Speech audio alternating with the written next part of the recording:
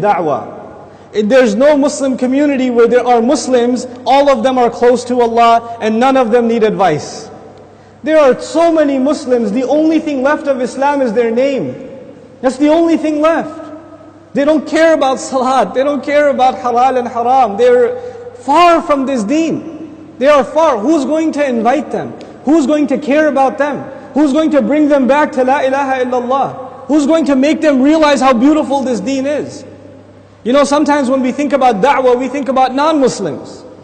You know, the Hindus should be given da'wah, the Buddhists should be given da'wah, the Christians should be given da'wah. But you know what? We are living in strange times. The people who need the da'wah the most today are the Muslims themselves. We need da'wah. We need the concern of other Muslims. The students that are here, the ones that are going to graduate from this institution, whether you like it or not, you will be ambassadors of Islam to your communities. When you go work at a company, you will be ambassadors of Islam at your company. When you go work in a department in the government, you will be ambassadors of Islam in that department in the government.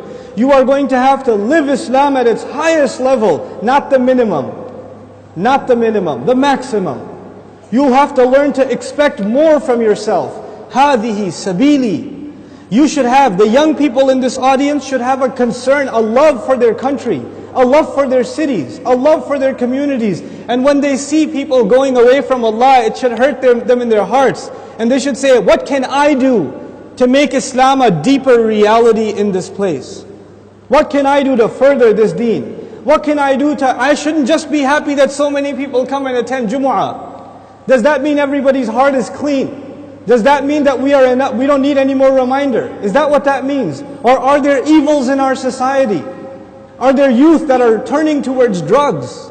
Are there young people that are just living their life for no purpose? All they do is play video games and watch movies and go to sleep. And if you ask them for a purpose, they say, I want to graduate and get a job. Is that a goal? Get a job? Allah gave us such higher goals. Your job itself is a means to a higher end. You should think about where you're going to work. And I'm sure those of you that are college students, you're always thinking, where am I going to get a job? How much money am I going to make? Where am I going to live? When will my parents let me get married? These are the questions you're asking yourself all the time. But you know what? I'd like to add one more question for you. How am I going to serve Allah? With my career, with my education, how will I be of service? Some of you are studying Islam. You have the prestige, you have the honor from Allah that He made the opportunity for you to study Islam itself. You're getting your bachelor's in Islamic studies. You're getting your master's in Islamic studies. Some of you are pursuing PhDs in Islamic studies. But you know what? I even want to give myself and you a reminder that we are not studying something that's an academic subject. This is not a subject. Islam, when you study it so that you can serve. Everything you learn and you ask yourself, how will I use this to help someone else? How will I use this to better this society? How will I use this to help our masajid, help our young people, help the women, help the children? You have to think like this now all the time. How am I going to serve Allah? These are people of high caliber. And I expect that when Allah gives people the blessing of education, then He sees them qualified, that they are capable of higher service. Huwa ajtabakum. He selected you. He picked you. You're right for the job. I want to give you a simple example to think about this. Someone who gets a very good job after the interview, they get a very good job. That's an honor. It's an honor. And obviously, if you don't get a good job if you're not qualified, unless your uncle works in the department or something. But you don't get a good job unless you pass the interview, you have the experience, you can demonstrate the skills, and then you get a good job. But even if you get a good job, but you don't do your job, you got the job, but you show up late every day. You got the job, but you don't finish any projects. You're sitting there at the desk wasting your time. You're going to lose that job. Somebody else will come and do it for you. You will not keep that job even if you qualified. Qualifications are not enough. You have to do the work. Allah Azza wa Jal is keep giving all of us. He's already qualified us. We are people of La ilaha illallah. we are already qualified. But that doesn't mean we're doing the work. If we don't do the work, if we don't concern ourselves, if we don't care, then you know what's going to happen. إِن تَتَوَلَّوْا يَسْتَبْدِلْ قَوْمًا غَيْرَكُمْ ثُمَّ لَا يَكُونُوا أَمْثَالَكُمْ. You turn away and Allah will replace you with a nation other than yourselves, and they will not be like you. They will not be lazy like you. We have to think about service. Every person sitting here has something to contribute to Allah's deen. Every one of us. We have to build that into our heads. And you can say to yourself, well, I don't have a lot of knowledge. I'm not a shaykh.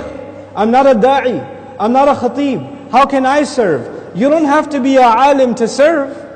You don't have to be a da'i to serve. That's not the only service there is to be provided. Are there people in your family that are doing the wrong thing? They're doing unfair dealings. They're not giving the inheritance. They're not giving the mahar. Are they doing those things? You should speak up about that in your family. That's your job. Who else is going to do that? You're supposed to speak up. Is your business partner and you and your business partner, are they cheating people in the store? Are they doing unfair dealings? And you're like, oh, the government doesn't know, so we're okay. No, Allah knows. Whose job is it to fix that? It's your job. We have to become responsible people to Allah. This is sabil. قُلْ هَذِهِ sabili. Responsible citizens in a society. You know, the world and the media, they're trying to push this idea that people who follow Islam they're not civilized and they're violent and they don't know how to run in the modern world and they don't know what they're doing. All of these ideas, they're floated in the Western media. Who's going to prove them wrong? We can give all the speeches we want.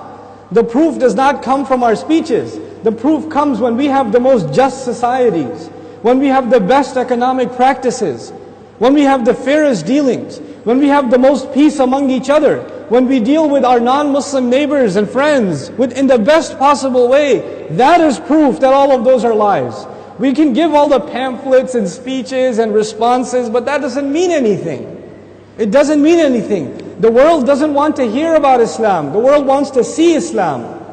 It needs to see Islam. And who is going to show them Islam if not countries of Muslims? The majority of Muslims. SubhanAllah. This is where we're going to have to see it. I want to instill in you, if I'm able to, just one thing based on this ayah. قُلْ هَذِهِ سَبِيلِي.